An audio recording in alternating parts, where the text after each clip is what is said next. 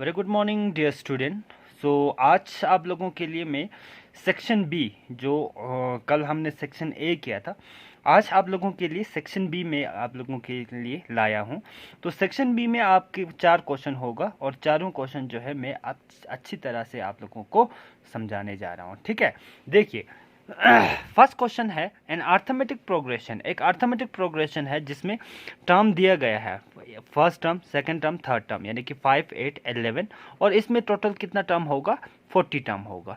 अब 40 टर्म पे कितना आएगा? वो लास्ट टर्म, जो लास्ट टर्म जो है वो हमने फाइंड करना है। ठीक है, और साथ ही साथ find the sum of the last 10 term. और जो लास्ट 10 टर्म होगा ना, 40 तो लास्ट टर्म जो भी आएगा। ठीक है, जो आएगा उससे कितना लास्ट 10 टर्म जो आ जाते हैं वही। फॉर एग्जांपल लास्ट टर्म पे हमारे पास 100 आ जाते हैं, तो 100 उसके बाद मतलब उससे कितना 10 टर्म जो है हमने फाइंड करना है, उसका सम निकालना है। ठीक है, तो देखो कैसे करेंगे। मैंने यहाँ पे जो क्वेश्चन में दिया गया है first term, second term, third term, A1, A2, A3 और लास्ट कितना 40 टर्म तक जाएगा, n इसको मानेंगे। ठीक है, तो उसके बाद ए मतलब A1 हो गया। A1 हमारा A कितना है 5। D हमारे निकालने का एक फॉर्मूला मैंने कल आप लोगों को बताया था, A2 माइनस A1। A2 कितना है 8 माइनस A1 कितना है 5, 8 minus 5 which is equals to 3। A3 minus A2 11 minus 8 which is equals to 3।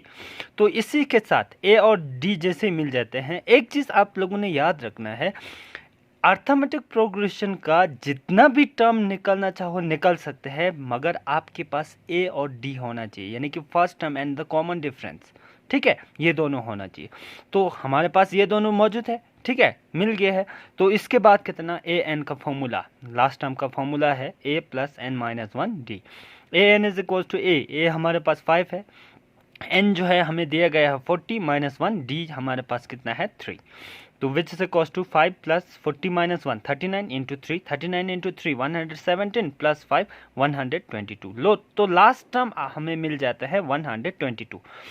अब लास्ट टर्म इतना होगा तो ठीक है, इससे हमें क्या निकालना है? लास्ट कितना 10 टर्म का सम निकालना है। लास्ट 10 टर्म क्या हो गया, फिर कितना हमारे पास ऐसा आ जाता है लास्ट टर्म, जैसे कि 40 हो गया, 39 हो गया, 38 हो गया, 37 हो गया, 36 हो गया, 35 हो गया, 34 हो गया, 32 33 आ गया, 32 आ गया और 31। तो यही तो था 1 2 3 4 5 6 7 8 9 10, राइट। तो इसमें से कितना हमारा फर्स्ट टर्म यानी कि A1 जो है, ए जो है कौन सा होगा? A31 वाला होगा। ठीक है, तो A31 हमने फाइंड करना है, डी तो हमारे पास है ही है। ठीक है, तो A31 फाइंड करने के लिए मैंने क्या किया, A31 is equal to A plus 30D। मैंने आप लोगों को पहले भी बताया था, टर्म निकालने का एक फॉर्मूला होता है।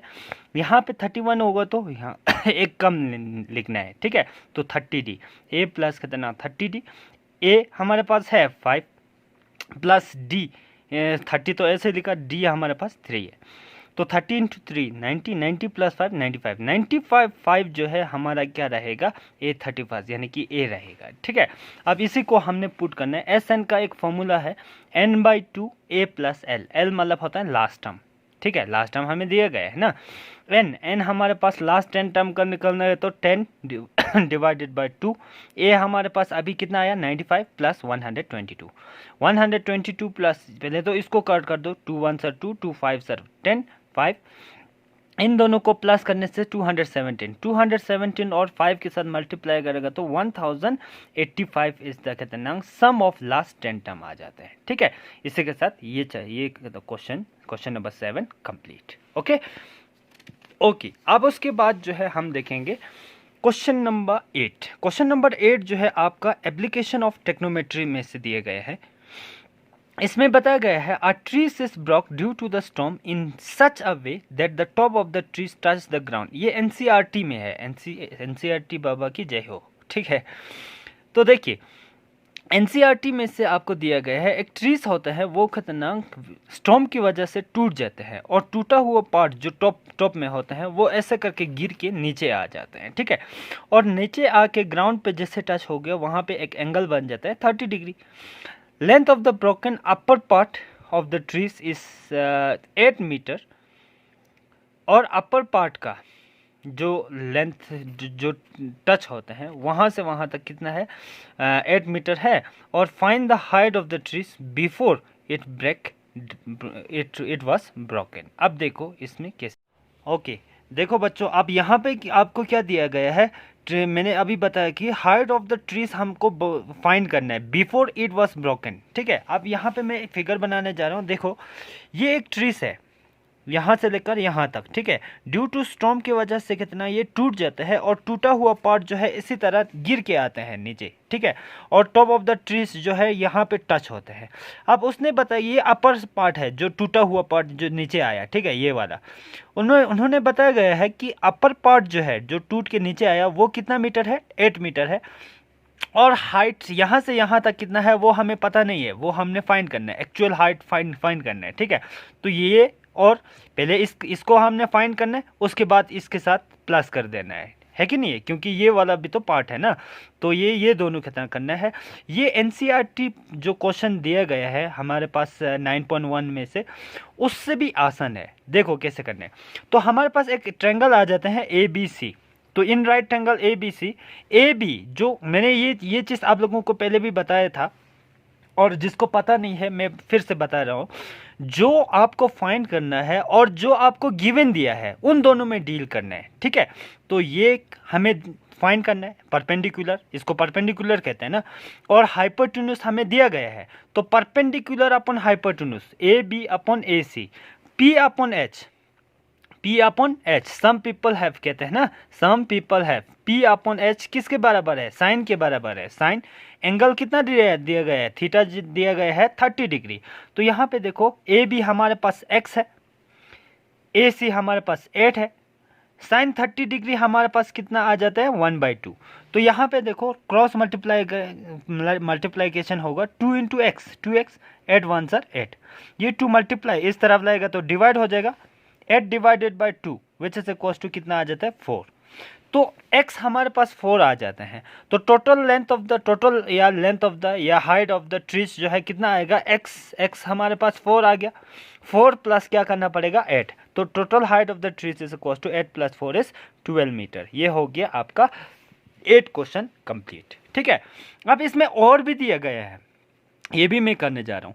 2 पोल of equal height are standing opposite each other on either side of the road 80 meter wide.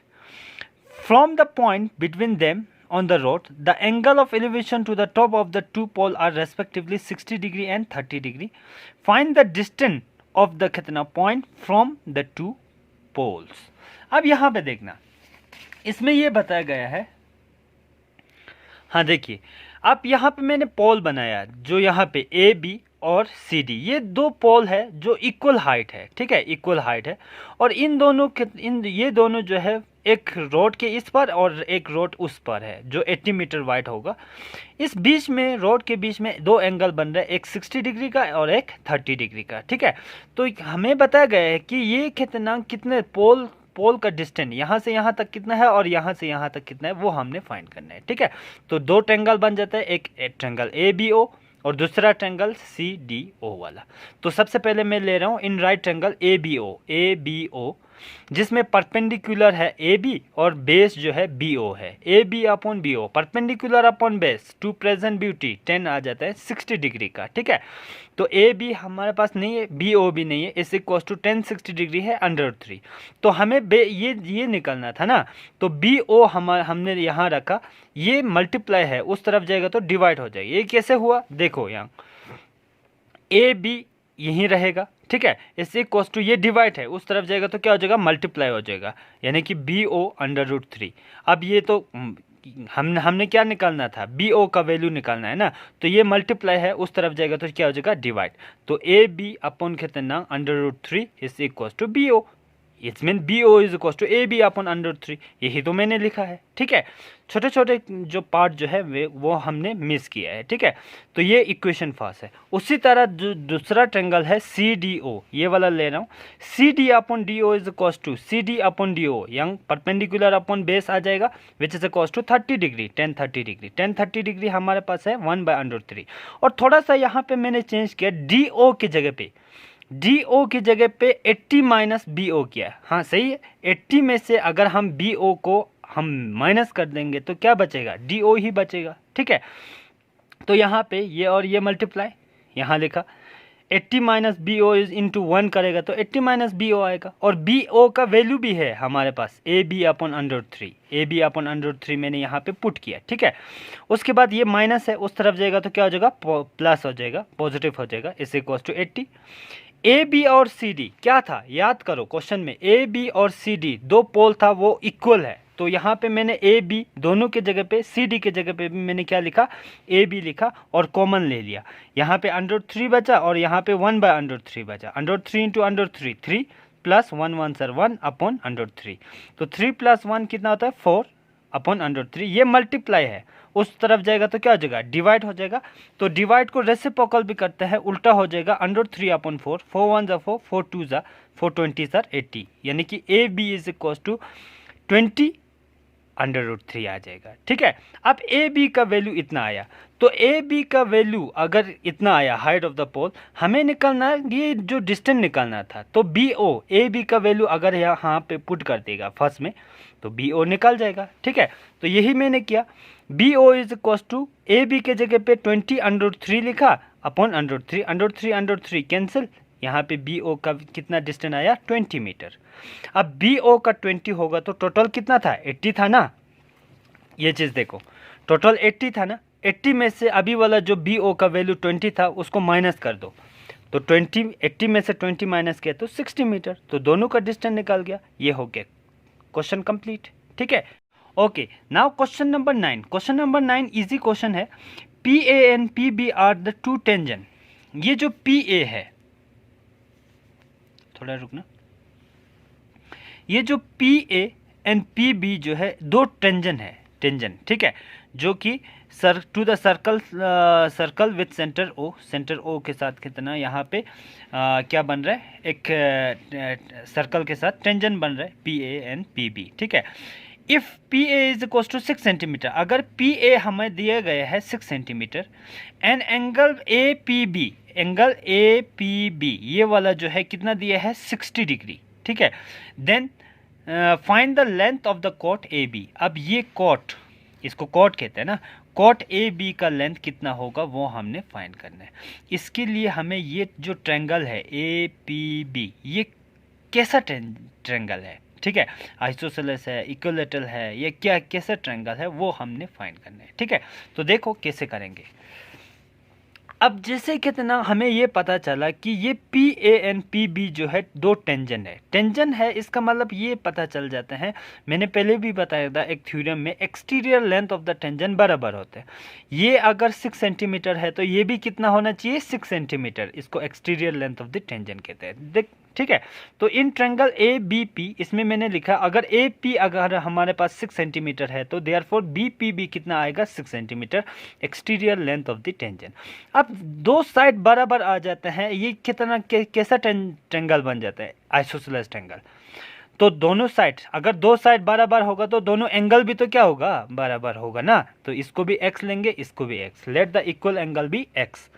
तो ट्रायंगल में, एक ट्रायंगल में some properties of triangle use करेंगे। यहाँ पे x + 60, तीन एंगल सम करने से कितना आता है 180 डिग्री, तो 2x हो गया, 60 इज इक्वल टू 180, 60 पॉजिटिव है उस तरफ ले जाओ नेगेटिव हो जाएगा, माइनस कर दो, यहाँ पे 120, 2 को मल्टीप्लाई है इस तरफ ले आ जाएगा तो डिवाइड हो जाएगा, 2 1 = 2, 260 सर 120, तो x ये वाला एंगल भी कितना आ जाता है 60 डिग्री आ जाता है, 60 डिग्री एंड 60 डिग्री। तो 60 60 60 तीनों एंगल बराबर हो गए, ये तो एक इक्विलैटरल ट्रायंगल बन गया। इक्विलैटरल ट्रायंगल बन गया तो ये अगर ये भी 6 है, ये 6 है, ये भी कितना आ जाएगा फिर 6 सेंटीमीटर, ये भी होना चाहिए। तो यहाँ पे फिर मैंने लिख दिया therefore A B P is an equilateral triangle, therefore A B B कितना आएगा 6 सेंटीमीटर, यानी कि लेंथ ऑफ द कॉट इज इक्वल टू 6 सेंटीमीटर। ये हो गया कंप्लीट। ओके, नेक्स्ट क्वेश्चन देखिए। लास्ट क्वेश्चन है इस सेक्शन का, सेक्शन नंबर बी का। यहाँ पे क्वेश्चन में बताया गया है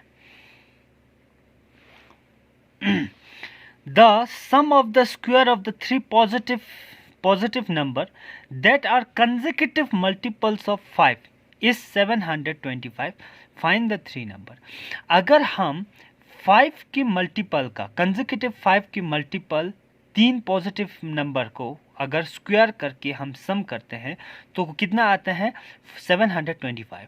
अब वो 3 नंबर क्या क्या है वो हमने फाइंड करना है। ठीक है, तो देखो इसमें कैसे करेंगे। यहाँ पे देखिए, लेट द फर्स्ट नंबर, मैंने क्या लिखा नंबर तो x ही लेना पड़ेगा, तो 5 का मल्टीपल है तो 5x। सबसे पहले मैंने यहाँ पे क्या लिखा 5x लिखा। सेकेंड नंबर 5x प्लस 5, उसके बाद थर्ड नंबर 5x प्लस 10, क्योंकि 5 का कितना मल्टीपल है कि नहीं है। अगर आप क्वेश्चन के क्या कह रहे हैं, ये कह रहे हैं कि अगर इसको फर्स्ट नंबर, सेकेंड नंबर और थर्ड नंबर को स्क्वायर करके प्लस करते हैं, इसको भी स्क्वायर किया, सेकेंड नंबर को भी स्क्वायर किया, थर्ड नंबर को भी स्क्वायर करके मैंने क्या किया सम किया, तो 725। ठीक है, अब यहाँ पे इसके बाद क्या आता है देखो, ये तो 5 का स्क्वायर कितना हो गया 25, x का स्क्वायर x स्क्वायर, ये हो गया a प्लस बी का होल स्क्वायर करेंगे, a स्क्वायर 5 का स्क्वायर 25, x का square x square, b square 5 का square 25 plus 2ab, 2 into 5 into 5, 2 5 sir 10, 10 5 sir 50, 50 into x 50x। ठीक है, ये तो a प्लस बी का होल स्क्वायर है, ये तो आपको समझ आना चाहिए। उसी तरह ये भी a स्क्वायर 25 का square x square plus b square 10 का स्क्वायर 100 होता है, प्लस 2ab, 2 इंटू 5, 2 5 ज़ा 10, 10 into 10 100, 100 into X 100x is equal to 725। उसके बाद जो लाइक टर्म है 25x square 25x square 25x square, total 75x square हो गया। उसके बाद 50x प्लस 100x 150x, उसके बाद 100 प्लस 25 125, ये पॉजिटिव है, इस तरफ लाएगा तो क्या हो जाएगा नेगेटिव हो जाएगा, इज इक्वल टू 0। ठीक है, उसके बाद इन दोनों को भी माइनस कर दीजिए, 75x स्क्वायर ऐसे ही रखा, 150x, 725 में से 125 माइनस किया तो 600 इक्वल टू 0। तो तीनों में से मैंने 75 को कॉमन ले लिया, तो यहाँ पे x स्क्वायर बचा, यहाँ पे 75 2 ज़ा 150, x ऐसे ही रखा, माइनस 75 8 से मल्टीप्लाई करेगा तो 600 हो जाते हैं इक्वल टू 0। तो ये मल्टीप्लाई है, उस तरफ जाएगा तो क्या हो जाएगा डिवाइड, 0 के साथ जो भी डिवाइड करेगा क्या हो जाएगा 0 हो जाएगा। तो x square plus 2x minus 8 is equal to 0। इसके बाद हमने करना है फैक्टराइजेशन, मिडिल टर्म स्प्लिट, 8 1 सर 8, इसको दो फैक्टर में बांटना है, 2 4 ज़ा 8 होते हैं, 4 में से 2 माइनस किया तो 2, राइट। ओके, तो इसके जगह पे हमने लिखा ये दोनों, इन दोनों में से कॉमन क्या है x, और x बच गया -2, इसमें से 4 कॉमन ले लिया, x माइनस 4 2 सर 8 इक्वल्स टू 0। तो जो कॉमन है x minus two equals to 0 के साथ कंपेयर किया, जो बाहर बचा है x प्लस कितना 4 इक्वल्स टू 0। तो x इज इक्वल्स टू, ये इस तरफ आएगा तो पॉजिटिव 2 हो जाएगा, ये इस तरफ आ जाएगा तो नेगेटिव 4 आ जाएगा। तो लास्ट में अब नेगेटिव तो नहीं ले सकते ना, क्योंकि क्वेश्चन में पॉजिटिव बताया गया है। तो फर्स्ट नंबर क्या है जना 5x था, x की जगह पे हमने 2 पुट करना है, 5 2 ज़ा 10। सेकेंड नंबर x की जगह पे 2, 5 2 ज़ा 10, 10 प्लस 5 15, x की जगह पे 2, 5 2 ज़ा 10, 10 प्लस 10 20। तो 10 15 20 is the multiple of 5, right. Okay, इसी के साथ पूरा जो है सेक्शन बी जो है कंप्लीट हो जाता है। होप आप लोगों को ये देखकर आप लोगों को बहुत फ़ायदा मिलेगा।